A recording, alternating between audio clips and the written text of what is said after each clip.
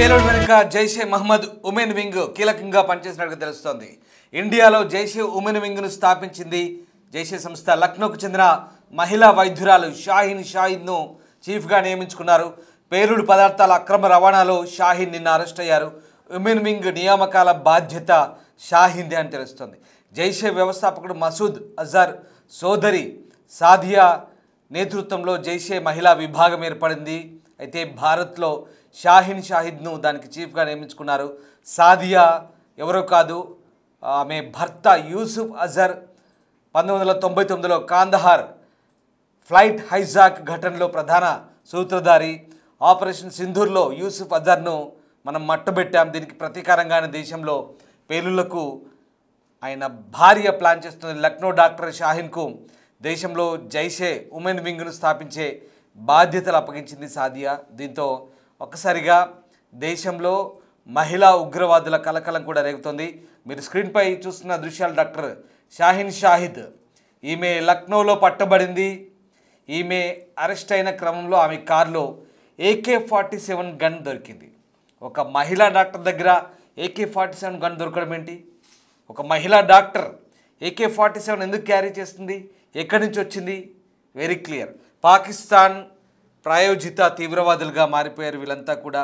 పాకిస్తాన్ కుట్రలో భాగస్వాములుగా మారి భారత్లో అల్లకల్లోలం సృష్టించేందుకు కుట్రలు పడుతున్న స్వదేశీ ద్రోహులు, పరదేశానికి అమ్ముడుపోయిన వీళ్ళను నిజంగా ఏమనాలో తెలియని పరిస్థితి.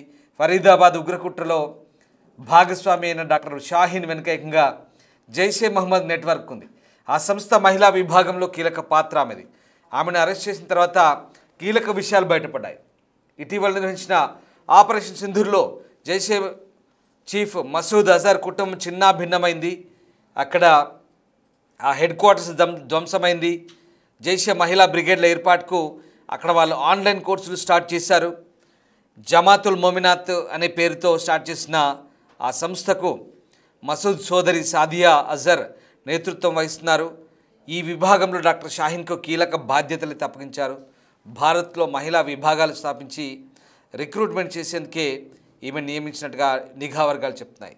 లక్నోలోని లాల్బాగ్ నివాసైన డాక్టర్ షాహిద్ ఫరీదాబాద్లోని మాడ్యూల్పై ఆపరేషన్ నేపథ్యంలో ముగ్గురు వైద్యులు ఆదిల్ అహ్మద్, ముజమ్మిల్, షకీల్ షాహిన్లను అధికారులు అరెస్ట్ చేసినప్పుడు ముజమ్మిల్తో షాహిన్కు దగ్గర సంబంధం ఉన్నట్టు తెలుస్తోంది. ఆయుధాలను నిల్వ చేసేందుకు వీళ్ళు ఉపయోగించిన కారు ఈ మహిళా డాక్టర్ పేరు మీదే ఉంది. ముజమ్మిల్ విచారణ నేపథ్యంలో ఈ మహిళా డాక్టర్ విషయం బయటకు వస్తే అధికారులు ఆమెను కూడా అరెస్ట్ చేశారు. ఈ క్రమంలో విచారణ కోసం ఆమెను శ్రీనగర్కు తరలించారు. ఉగ్రవాద నెట్వర్క్తో సంబంధాలున్న ఆరోపణలపై మరో మహిళా డాక్టర్ను కూడా అధికారులు అరెస్ట్ చేశారు. సహరన్పూర్ చెందిన డాక్టర్ పర్వేజ్ అన్సారీ ఇంటిపై దాడులు చేసిన పోలీసులు ఆమెను కస్టడీలోకి తీసుకున్నారు. ఫరీదాబాద్ ఉగ్రకుట్రలో డాక్టర్ ఆదిల్తో ఆమెకు సంబంధాలు ఉన్నట్టుగా తెలుస్తుంది. Very clear. ఇక్కడ ఒక డాక్టర్ ఒకతేమో డాక్టర్ ఆదిల్ గారితో సన్నిహిత సంబంధాలు ఉన్నాయి. ఈ షాహిదేమో ముజమ్మిల్ గారితో సన్నిహిత సంబంధాలు ఉన్నాయి. వీళ్ళిద్దరు కలిసి జంటల్గా ఏర్పడి నలుగురు, వీళ్ళంతా కూడా ఉగ్రకుట్రలు. వీళ్ళ దగ్గర AK-47 దొరుకుతాయి, వీళ్ళ దగ్గర RDX దొరుకుతాయి, వీళ్ళ దగ్గర అమోనియం నైట్రేట్ దొరుకుతుంది, వీళ్ళ దగ్గర పేలుడు పదార్థాలు 100 కిలోలు దొరుకుతాయి. ఎక్కడి నుంచి వస్తున్నాయి, అసలు ఏం చేస్తున్నారు, ఇదంతా ఆరా తీస్తే వీళ్ళ వెనుక పాకిస్తాన్ ఉంది. వీళ్ళ వెనుక దాయాది దేశం కుట్రలు చేస్తోంది. వీళ్ళతో భారత్లో ఉగ్రకుట్రలు నడిపిస్తోంది. ఫరీదాబాద్ ఉగ్రకుట్ర భగ్నం చేయగానే ఢిల్లీలో పేలుడు జరుగుతాయి. ఇంకెక్కడో శ్రీనగర్లో ఉగ్రవాదులను అరెస్ట్ చేయగానే ఢిల్లీలో పేలుళ్ళు జరుగుతాయి. అంటే శ్రీనగర్, జమ్మూ కాశ్మీర్లో, ఫరీదాబాద్లో ఉగ్రకుట్రలు భగ్నమయ్యాయి కాబట్టి ఇక ఢిల్లీని ఎంచుకున్నారు. ఎక్కడో చోట పేలుళ్ళు జరపాలి, ఎక్కడో చోట భారత్లో అల్లకల్లోలం చేయాలి, ఎక్కడో చోట భారత్ను బాధపడేలా చేయాలి. ఇది వీళ్ళ ఎజెండా. చాలా పక్కా ఎజెండాతో వీళ్ళు భారత్లో పనిచేస్తున్నారు. ఇదిగో ఈవిడే, ఈ దుర్మార్గురాలు షాహిద్. ఒక్కసారి ఆమె మొహం చూడండి. ఇదిగో వీడే డాక్టర్ ఉమర్. కారు నడుపుతుంది ఢిల్లీ ఎర్రకోట దగ్గర. కారులో డ్రైవింగ్ చేసిన వ్యక్తి వీడే డాక్టర్ ఉమర్.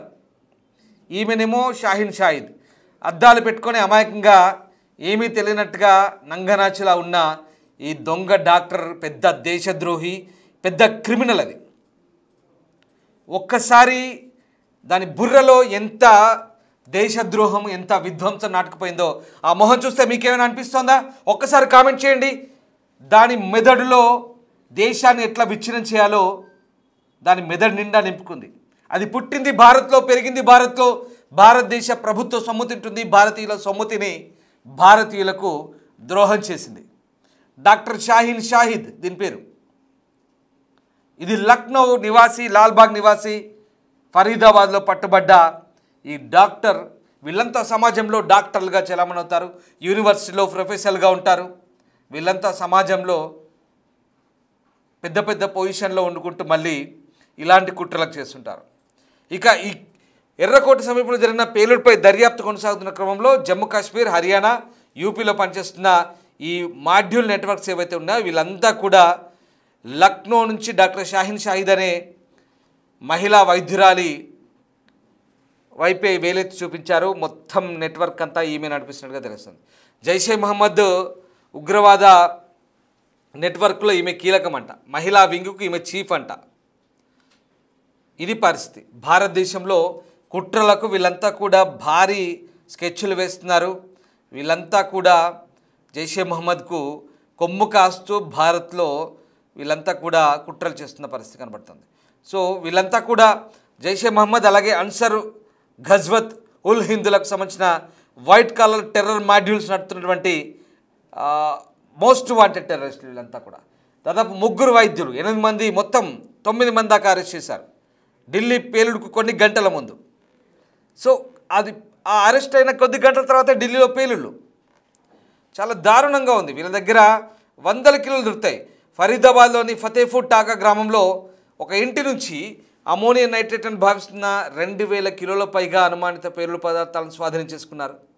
ఇది దౌజ్ గ్రామ మసీద్ మతాధికారి హఫీజ్ ఇస్తియాక్ చెందిందని అప్పటి నుంచి ఆయన అదుపులోకి తీసుకొని విచారిస్తున్నట్టుగా పోలీసు వర్గాలు చెప్తున్నాయి.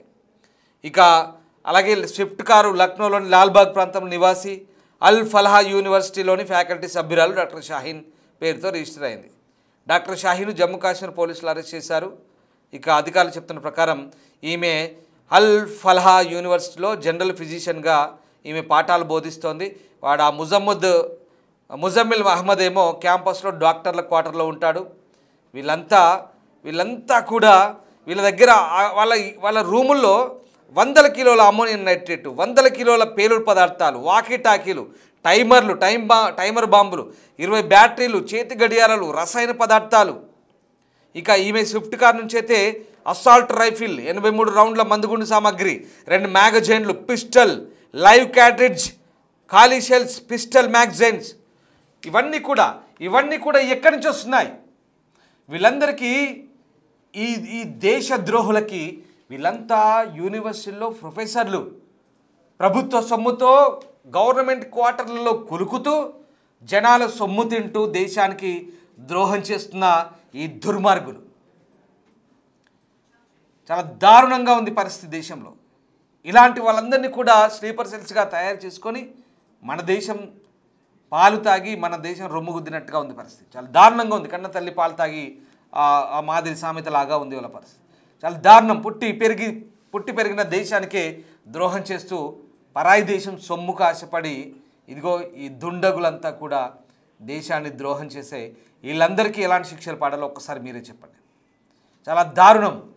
వీళ్ళ దగ్గర వీళ్ళ ఇళ్లల్లో వీళ్ళ రూముల్లో AK-47లు, రైఫిళ్ళు అవి ఇవి దొరుకుతుంటాయి. ఇంకేమనాలి ఇంతకు మించి? వీళ్ళని ఎవరు నడిపిస్తున్నాడు అందరికీ తెలిసిందే. అదేంటో మీరు కామెంట్ చేయండి. ఎలాంటి శిక్షలు పడాలో మీరే కామెంట్ చేయండి.